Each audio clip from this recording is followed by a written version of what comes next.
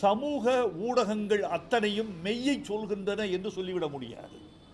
சமூக ஊடகங்கள் உண்மைக்கு விரோதமாகவும் பல செய்திகளை பரப்புகின்றன, தேவையற்ற செய்திகளையும் பரப்புகின்றன. நான் அண்மையில் ஒரு விழாவில் பேசினேன்.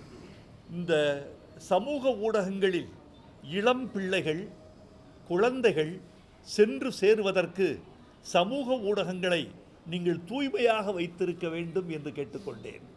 குழந்தைகளை சாக்கடைக்கு பக்கத்தில் எந்த தாயாவது விளையாட விடுவாளா? நெருப்புக்கு பக்கத்தில் தன் குழந்தையை விட்டுவிட்டு வெளியே போவாளா ஒரு தாய்?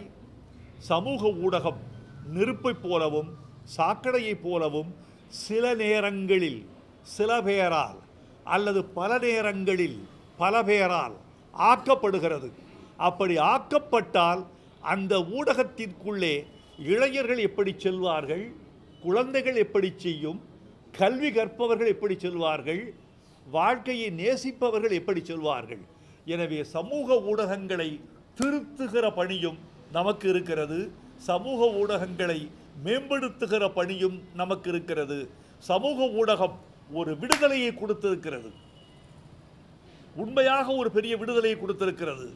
அந்த விடுதலை இந்தியாவுக்கு வழங்கப்பட்ட விடுதலையைப் போல தப்பாக ஆகிவிடக்கூடாது. கவனம்.